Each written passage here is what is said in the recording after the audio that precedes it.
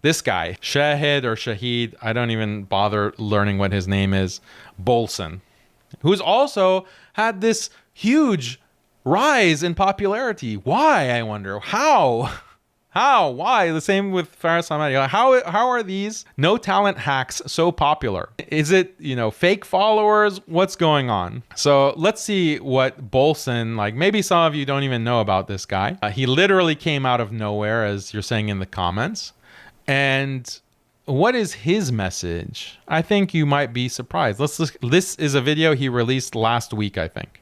This is a very recent video. Has been catastrophically bad for Israel. It's put them in such a weak position that so what Israel has done has been catastrophically bad for them, for Israel itself. That's putting the Gulf in a very advantageous position with regards to the economic conquest of Israel that will come in the form of so-called normalization. Economic conquest that comes from so-called normalization. Oh, the Gulf countries, Saudi, UAE, they're ready for economic conquest of Israel. Which is just, again, always with the euphemisms. So normalization is just a euphemism for conquest. When Saudi and the UAE want to normalize with Israel, it's just a euphemism. On the down low, we know it's actually conquest of Israel. Israel doesn't realize it. This 4D chess that Saudi and UAE are playing and Morocco is playing by normalizing.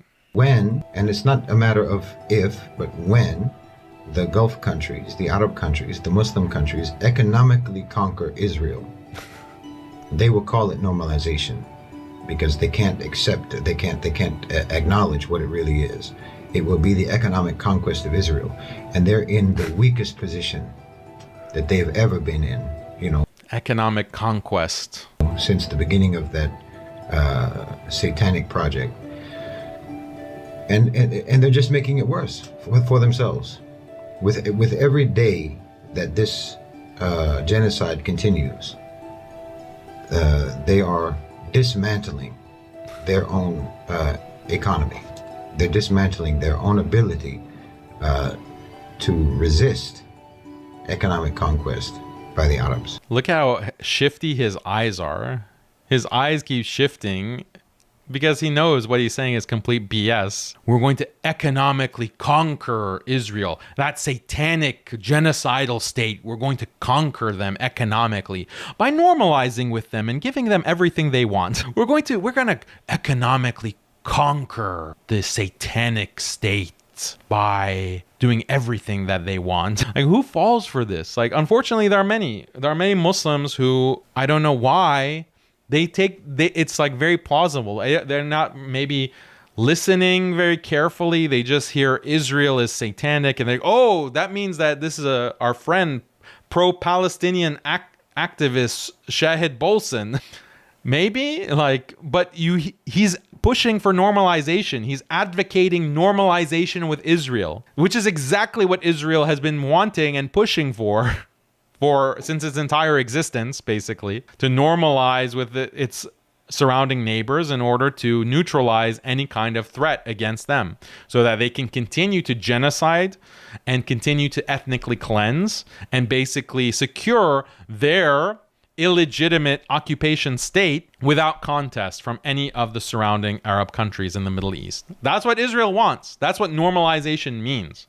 But this spin doctor, this clown says, oh, this is actually economic conquest. This is how we get rid of this Israeli terror, satanic states, by normalizing with them and opening diplomatic relations. So Dajjal, this is the plain reality. The plain reality is here and you're just flipping it. And you're pretending like you haven't flipped it. So, subhanAllah. People fall for this. People are falling for this guy. We'll have more on this guy. Don't worry about that. Inshallah. If Allah gives me life and this channel is still up, we're going to talk more about this operation, this PSYOP, and, his videos where, looking around shifty-eyed, pretending like he's a serious intellectual, like, oh, yeah, we're going to dive deeper into his grift. But Alhamdulillah. Alhamdulillah. Alhamdulillah for normalization with Israel. Alhamdulillah. So do you guys know the background of Shahid Bolsen? Like, are you aware? So maybe some of you are not aware of his background. If it weren't enough to like just listen to what he's saying and know that he is just an agent, if you know his background, then it's, beyond dispute. So here's another pro-normalization from October 23rd. So very shortly after October 7th, he says, there's no way around this fact. Without normalization, you're basically guaranteeing that Israel will only ever be accountable to the US and the Arabs and Muslims will never have any leverage. You have to normalize with Israel. If you want to control Israel and you want to conquer Israel, you have to give them everything that they want. You have to just give them billions of dollars in economic ties. That's the only way. Part of why you're against this is hatred for Israel. Oh, justified. Thanks, Bolsen, for letting us know that that's justified. And the other part is hatred of our own regimes, which I have argued time and again is only in the interests of the West. So if you have any kind of qualms with the Gulf states, that means you are aligned with the West. You're basically an agent of the West. Look at how he twists it. Perhaps you can start to understand how and why that is. Your stance is nothing but guaranteeing Western hegemony and Muslim helplessness, but you call that the morally correct position. You think that it's morally correct to boycott Israel, boycott Starbucks, boycott McDonald's, isolate Israel. You think that that's actually going to work and that's morally correct? Wrong. What's actually correct is to give Israel billions of dollars, diplomatically build ties with them, build an embassy in your country for Israel. That's what normalization means. That's how you actually defeat the Zionists, not boycott. And, he has to get in there, support for the regimes. Our regimes, you have to support them. They're geniuses. They're playing 4D chess in order to economically conquer Israel. So, okay, Shahid Bolsen's background. Did you know this? He was on death row. Shahid Bolsen's troubled road to Sharjah's death row. The man who killed a German engineer he met online in 2006 and briefly escaped from prison awaits an appeal court decision on whether he will be executed. So he killed a German engineer while he's in the UAE. He's on death row to be executed. Somehow he escapes briefly, because that's a thing. When you're on death row, you can just, pop out and escape. But then he was brought back into prison to be executed, and then he's released. How does that happen? Let's read more about this amazing turn of events. They need to make a movie about this guy. So here's the background. Web of deceit, sex, and terror. Sharjah. Investigation into the murder of a German man who had disappeared in June last year has revealed a complicated web of sex, deceit, and wild claims of terror financing. The decomposed body of Martin Herbert Steiner, a 48-year-old, that's the German engineer, was found after 15 days by police, stuffed in a suitcase and dumped along the Dubai Hatta Road. So Bolsen murdered basically this German engineer at his apartment, stuffed the body into a suitcase and tried to dump that body, or he did dump that body at the side of a road in the desert.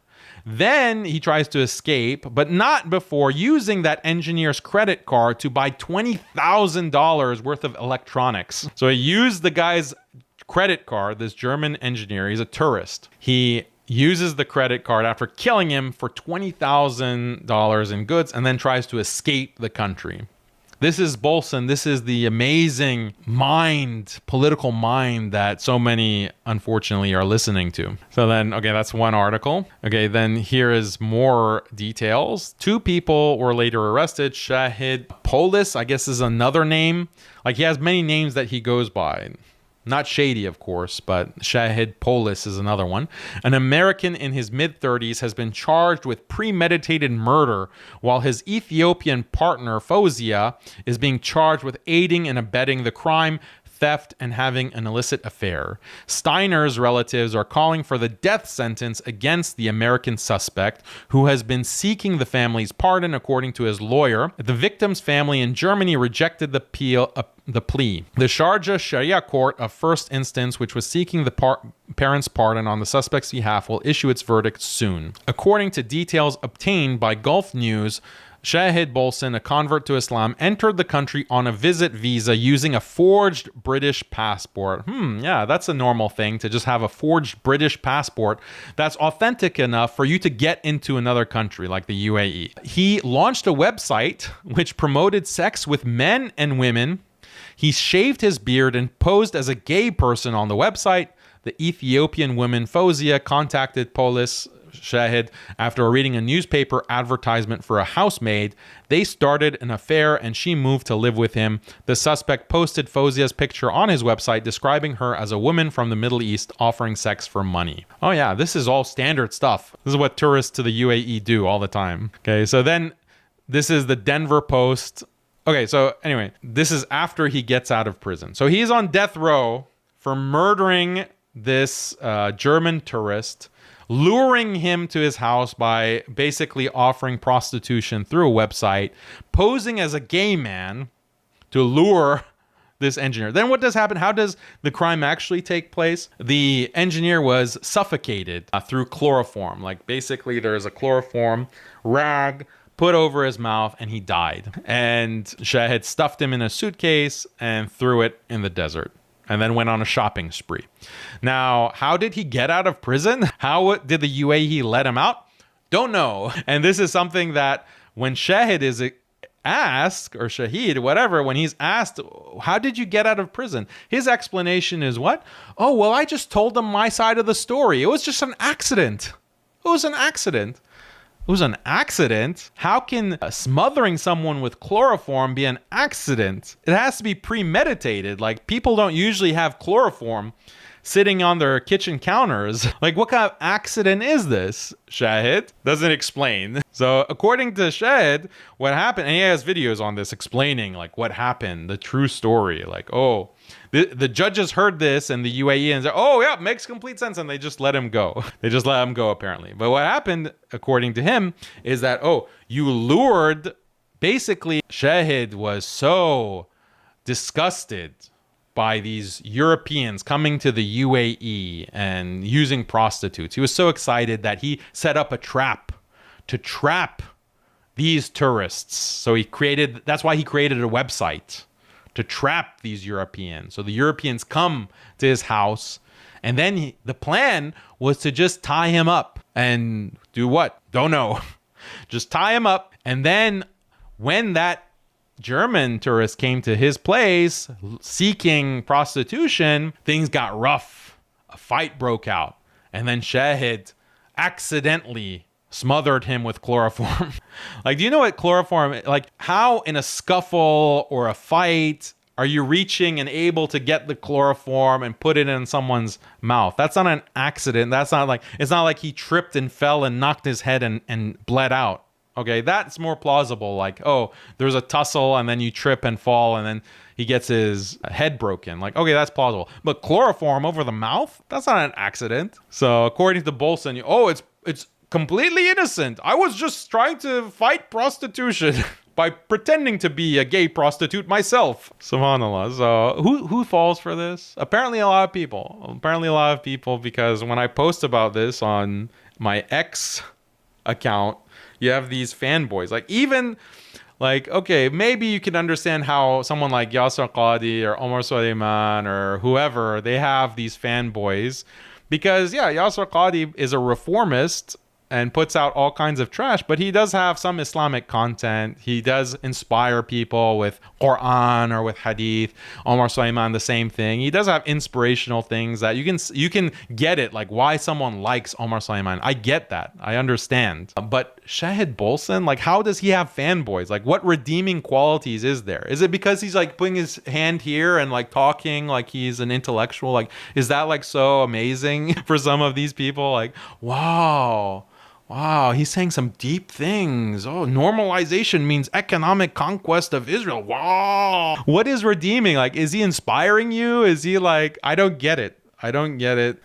But so then what happens? So magically, Mr. Bolsen is out of prison. He escapes death row. Does he retire, to some other country to live the rest of his life, thankful that he's escaped death, that he's cheated death, he's gotten away with murder, he just retires and lives a quiet life to himself? No, he immediately goes online and starts calling for terrorism. He starts calling for acts of terrorism to be committed in Egypt. And this is so blatant that he gets covered by mainstream American news stories or news sites like the Denver Post. Look at this. Boulder's native, because that's where Bolsen is originally from, Boulder, Colorado. He's online writing, inciting Egyptian attacks, terror attacks. Oh, see, even back then when he had more hair, his hand is, placed here. Oh, amazing. That's how you know he's an intellectual. He's really thinking deeply when he's calling for terror attacks in Egypt. And at this time, who's the president of Egypt? Morsi, and I think at some point even Sisi, actually. Sisi is the president, not Morsi. So Sisi is the president, and he's calling for terror attacks. This is foreign policy. Allah versus KFC, the chicken restaurant. How an unlikely American ideologue is in Egypt's new generation of Islamic militants. So he's like a militant leader calling for terrorism. So why would, how does this serve the interests of the UAE? Well, UAE is who's backing Sisi, and it's in the interests of the UAE if you can have a more muscular police state, and a more muscular Sisi police state is justified because of extremism. Oh, there's these extremists who are calling for bombing KFC and bombing, whatever in our country. So we have to crack down with more surveillance, with a more muscular.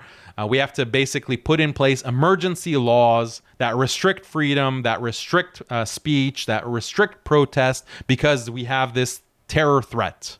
Shahid Bolsen is calling for jihad against us, so we have to crack down. This serves the UAE. This serves Sisi. This serves the power. When some clown, goes online and starts advocating for terror attacks. So could it be that that clown is actually on your payroll and is an agent because he magically escaped your death row in very suspicious circumstances?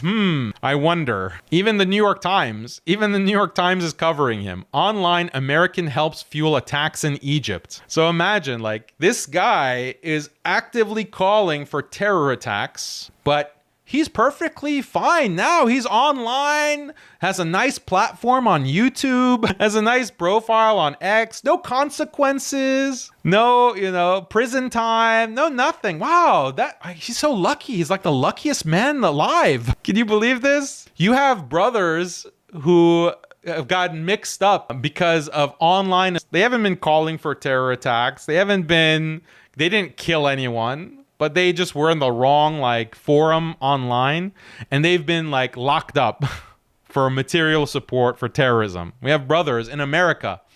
You have brothers in America have been subjected to long-term torture, basically, through solitary confinement. Why? Because they went to a gun range and they were tricked and entrapped by an agent to use a gun that wasn't properly registered under American law. So they got picked up as, this is a training camp for terrorism, and they were locked up and put in the slammer in a dungeon for over a decade, tortured, basically, psychological torture.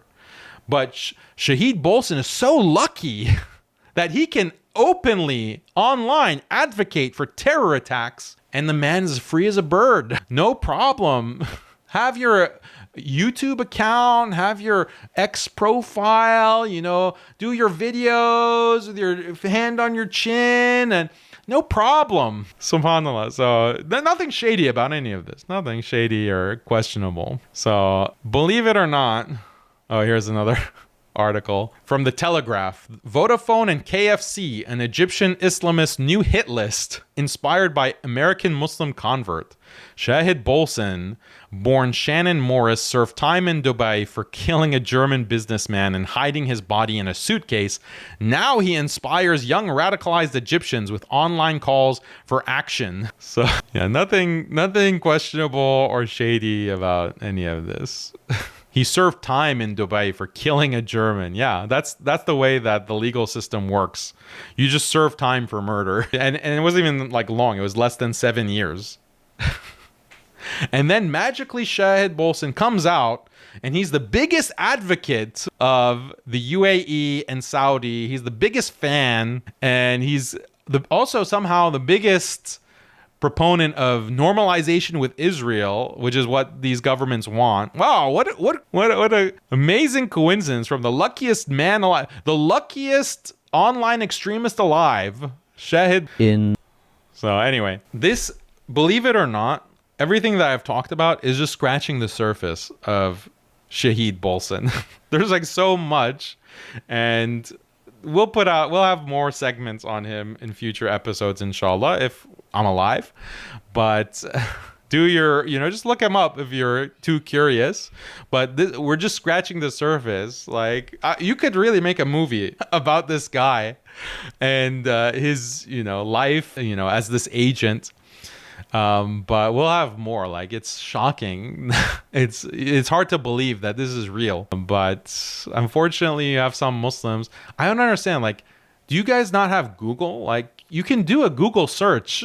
You can like plug in a guy's name that comes up and see his background and try to put 2 and 2 together. So, but apparently a lot of people can't do that, like basic research. So I have to cover it on Haqiqatjou, but hopefully you learn something about the online dawah with Shahid Bolsen and his thousands of followers.